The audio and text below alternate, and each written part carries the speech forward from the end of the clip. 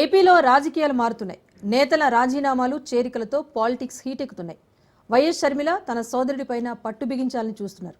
అదే సమయంలో జగన్మోహన్ రెడ్డి సైతం తనదైన శైలిలో పావులు కదపడం ప్రారంభించారు. అప్పట్లో వైసీపీలోకి వస్తామన్న కాంగ్రెస్ నేతలను జగన్ పెద్దగా పట్టించుకోలేదు. ఇప్పుడు వైసీపీ నుంచి నమ్మకస్తులైన నేతలు బయటకు వెళ్లిపోవడంతో కాంగ్రెస్ నేతలపైన జగన్ చూపు పడింది. ఆపరేషన్ కాంగ్రెస్లో భాగంగా ముందుగా పీసీసీ మాజీ చీఫ్ శైలజానాథ్ను పార్టీలోకి రప్పించారు. మరో 4-5 నేతలు కూడా త్వరలోనే వైఎస్ఆర్ కాంగ్రెస్ పార్టీలో చేరుతారు అని పెద్ద ఎత్తున ప్రచారం నడుస్తోంది. దీనికి సంబంధించి వివరాలు మా ప్రతినిధి క్రాంతి అందిస్తారు. క్రాంతి, చెప్పండి. ఆపరేషన్ కాంగ్రెస్లో భాగంగా కీలకమైన నేతల అందరినీ కూడా ఆకర్షించే ప్రయత్నం వైఎస్ఆర్సీపీ చేస్తున్నట్టుగా తెలుస్తోంది. ఇప్పటికే కాంగ్రెస్ మాజీ చీఫ్ కూడా వచ్చేసారు కనుక ఎలా ఉండబోతోంది? ఇంకా ఎవరెవరి పేర్లు తెర మీదకి వస్తున్నాయి? వివరాలు ఏంటి?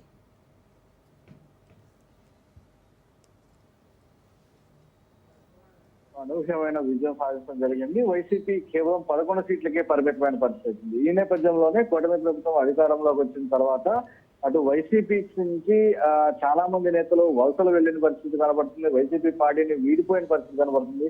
ముఖ్యమైన నేతలు జగన్ కి కావచ్చు, అదేవిధంగా వైఎస్ కుటుంబానికి అత్యంత సన్నిహితంగా ఉన్న నేతలు కూడా పార్టీని విడిచి వెళ్లిపోయిన పరిస్థితి కనబడుతుంది. ఇక ఈ నేపథ్యంలోనే కొంత ముఖ్యమైన నేతలు విజయసాయి రెడ్డి లాంటి వ్యక్తి కూడా వెళ్ళిపోవడంతో కొంత పార్టీ గ్రౌండ్ లెవెల్లో ఉన్న కార్యకర్తలు కావచ్చు, నాయకులకి కొంత డైలమాలో ఉన్న నేపథ్యంలో జగన్ 2.0 అంటూ కొన్ని కీలకమైన వ్యాఖ్యలు చేశారు. దానిలో భాగంగానే రాబోయే రోజుల్లో ఖచ్చితంగా కార్యకర్తలకి అండగా ఉంటా అంటూ భరోసానిచ్చి ధైర్యం ఇచ్చే ప్రయత్నం అయితే చేశారు. దానిలో భాగంగా 2.0లో భాగంగా ప్రస్తుతం పార్టీలోకి వైఎస్ కి గతంలో ఎవరైతే కాంగ్రెస్ పార్టీలో సన్నిహితంగా మెలిగారో వాళ్ళందరినీ కూడా మళ్ళీ ఆపరేషన్ ఆకర్ష పేరుతో, అంటే 1 షాట్ 2 బోట్స్ కింద అటు షర్మిల కాంగ్రెస్ దెబ్బతీయడంతో పాటు షర్మిలకి చెక్ పెట్టడంతో పాటు ఇటు వైసీపీని బలోపేతం, ఈ రెండు ఒకేసారి జరిగేలాగా జగన్ 2.0లో ఒక కార్యాచరణ రూపొందించినట్టు తెలుస్తుంది. దానిలో భాగంగానే పూర్తి స్థాయిలో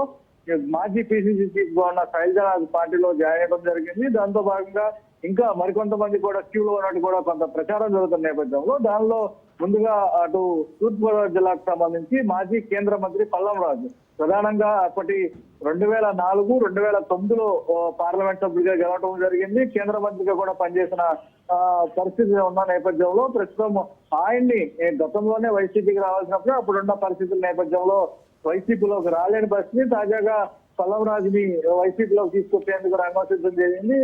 జగన్ తో చర్చలు కూడా జరిగాయంటూ కూడా ఒక ప్రచారం జరుగుతున్న నేపథ్యంలో పల్లం రాజు చేరిక ఇక లాంఛనంగా అంటూ కూడా చర్చ అయితే కొనసాగుతుంది. ఇక మాజీ ఎంపీ హర్ష కుమార్ అదే జిల్లాకు సంబంధించి కోనసీమ అమలాపురం జిల్లాకు సంబంధించి ఆయన కూడా గత కొంతకాలం కూటమి ప్రభుత్వం వచ్చిన తర్వాత అటు కూటమి పైన అనేకమైన విమర్శలు చేస్తూనే వైసీపీకి జగన్ కి కొంత అనుకూలంగా మాట్లాడుతున్న పరిస్థితి ఉంది. ఈ నేపథ్యంలో హర్ష కుమార్ కూడా రాబోయే రోజుల్లో వైసీపీలో చేరే అవకాశం అంటూ కూడా కొంత ప్రచారం జరుగుతుంది. ఇక ఉండవల్లి అరుణ్ కుమార్ అటు కూటమి ప్రభుత్వం పైన, అదే విధంగా గతంలో రాజశేఖర రెడ్డి ఉన్నప్పుడు రామోజీరావు పైన అనేక అంశాల పైన చంద్రబాబు పైన పోరాటం చేసిన వ్యక్తి ప్రస్తుతము గత వైసీపీ ప్రభుత్వ హయాంలో కూడా చంద్రబాబు పైన అనేకమైన విమర్శలు చేశారు. అయితే తాజాగా ఉండవల్లి అరుణ్ కుమార్ కూడా వైసీపీలోకి వస్తున్నారు అనేది కూడా పెద్ద ఎత్తున ప్రచారం జరుగుతుంది. ఈ నేపథ్యంలోనే అటు రఘువీరారెడ్డి అనంతపురం జిల్లాలో కొంత కీలకమైన నేత, రాజశేఖర రెడ్డి కేబినెట్ లో వ్యవసాయ శాఖ మంత్రిగా కూడా పనిచేశారు. రాజశేఖర రెడ్డికి అత్యంత సన్నిహితంగా కూడా పేరున్న పరిస్థితి ఉంది. ఈయన కూడా రాబోయే రోజుల్లో వైసీపీలోకి ఆహ్వానించేందుకు రంగం సిద్ధం చేసినట్టు ఇప్పటికే చర్చ జరిగినట్టు కూడా కొంత ప్రచారం జరుగుతున్న నేపథ్యంలో వీళ్ళందరినీ, అంటే రాజశేఖర రెడ్డికి సంబంధించి ముఖ్యమైన నేతలు కావచ్చు, కాంగ్రెస్ లో కొంత కీలకంగా ఉన్న వ్యక్తులు కావచ్చు, వీళ్ళందరూ కూడా కాంగ్రెస్ గతంలో ఏవైతే రాష్ట్ర విభజన తర్వాత అధికారం కోల్పోయిందో అప్పటి నుంచి కూడా వీరవిధేయులుగా కాంగ్రెస్ లో ఎన్ని ఓటములు ఉన్నప్పటికీ కూడా గెలుపు లేనప్పుడు కూడా కాంగ్రెస్ వెన్నంటే ఉంటూ వచ్చారు. ప్రస్తుతం వీళ్ళందరూ కూడా వైసీపీని చేరే అవకాశం అంటూ కూడా ప్రచారం జరుగుతున్న నేపథ్యంలో ఇంకా గన్నవరం కాన్స్టిట్యున్సీ తీసుకుంటే గన్నవరానికి సంబంధించి ఇప్పటికే వైసీపీని వల్లభనేని వంశీ అటు ఓటమి పాలైన తర్వాత గన్నవరం కాన్స్టిట్యున్సీ వైపు చూడని పరిస్థితి కనబడుతుంది. ఈ నేపథ్యంలోనే అక్కడ కాంగ్రెస్ ని విభేదించి షర్మిలతో పడక శంకర్ భద్రస్తి వైసీపీలోకి వచ్చే అవకాశం ఉంటే కూడా పెద్ద ఎత్తున ప్రచారం జరుగుతుంది. అదే దారిలో దానికి సంబంధించి షర్మిల పైన ట్వీట్లు కూడా వేస్తున్న పరిస్థితి అయితే ఉంది. ఈ నేపథ్యంలోనే అటు కాంగ్రెస్ లో కొంత షర్మిలకి సంబంధించి ఎవరైతే పడతారో వాళ్ళని టార్గెట్ గా చేసుకుంటూ వైసీపీలోకి తీసుకొచ్చే ప్రయత్నాలు అయితే కొనసాగుతున్నాయి. దానిలో భాగంగానే ఆపరేషన్ కాంగ్రెస్ అయితే ప్రస్తుతం కొనసాగుతూ ఉంది. కొన్ని కీలకమైన నేతలు కావచ్చు, ముఖ్యమైన నేతలు ఇవన్నీ కూడా తీసుకురావడంతో పాటు అటు షర్మిలకి చెక్ పడడంతో పాటు ఇటు కూటమి ప్రభుత్వానికి గట్టిగా ఏదైతే కూటమి ప్రభుత్వం ఇచ్చిన హామీలు అమలు చేయకుండా ప్రజల్ని మోసం చేస్తున్నారంటూ జగన్ చెప్తున్నారో దానికి బలం చేకూరేలాగా ఇటు చేరికలు జరుగుతున్నాయని కూడా చూపించే ప్రయత్నం అయితే జరుగుతున్న పరిస్థితి కనబడుతుంది.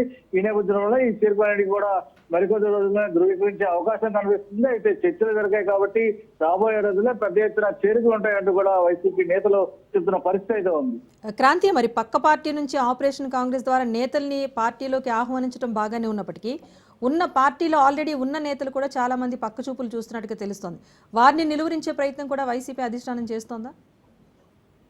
ఖచ్చితంగా ఇప్పటికే కూటమి ప్రభుత్వం అధికారంలోకి వచ్చిన తర్వాత వైసీపీ పార్టీలోకి వచ్చే వాళ్ళకన్నా వైసీపీ పార్టీని వీడి వెళ్లే వాళ్ళ సంఖ్య అత్యధికంగా ఉంది. దానిలో ముఖ్యంగా చెప్పుకుంటా అంటే అత్యంత సన్నిహితులుగా మెలిగిన వాళ్ళు కూడా వైసీపీ పార్టీని వీడిపోయారు. దానిలో ముఖ్యంగా విజయసాయి రెడ్డి కావచ్చు, బాలినేని శ్రీనివాసరెడ్డి, ఆళ్ల నాని, ఇలా అనేక మంది అత్యంత సన్నిహితంగా జగన్ కి కావచ్చు, రాజశేఖర రెడ్డికి కావచ్చు, వీళ్ళందరూ కూడా ఎంతో సన్నిహితంగా మెలిగారు ఆ కుటుంబానికి, జగన్ తో కూడా.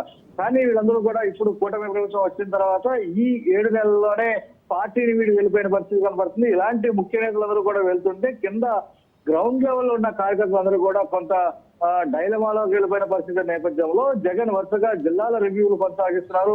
జిల్లాల రివ్యూలో కొంత కార్యకర్తల్ని ఉత్తేజపరిచేలాగా 2.2 అంటూ కూడా కొన్ని కీలకమైన వ్యాఖ్యలు చేసినప్పటికీ కూడా జగన్ సంక్రాంతి తర్వాత జిల్లాల పర్యటనకు వెళ్లాలని భావించారు. కానీ ఇలా నాయకులందరూ కూడా ఒక్కొక్కరుగా పార్టీ వీడి వెళ్తున్నప్పుడు పార్టీ పటిష్ట తర్వాత జిల్లాల పర్యటన పెట్టుకునే ఆలోచనల నేపథ్యంలో ప్రస్తుతం పార్టీని పటిష్టత చేసి వెళ్లే జిల్లాల్లో కొంత నాయకత్వ మార్పు, అదేవిధంగా అక్కడ ఎవరైతే ఉన్న నాయకులు ఆసక్తి చూపట్లేదో వాళ్ళని రీప్లేస్ చేస్తూ ఇంకొక నాయకుల్ని, అక్కడ ఆసక్తిగా ఉండే నాయకుల్ని, చురుగ్గా ఉండే నాయకుల్ని పెట్టడంతో పాటు ఆ జిల్లాల్లో పర్యటనకు వెళ్లే సిద్ధం చేస్తారు. దానిలో భాగంగానే ఇక్కడ చేరికలతో పాటు అటు జిల్లాల సంబంధించి అంతా కొనసాగుతుంది. దాంతో పాటు షర్మిలకు కూడా చెక్ పెట్టే ఆలోచనలో ఈ ఆపరేషన్ కాంగ్రెస్ అయితే కొనసాగుతుందని కూడా చెప్పుకోవచ్చు.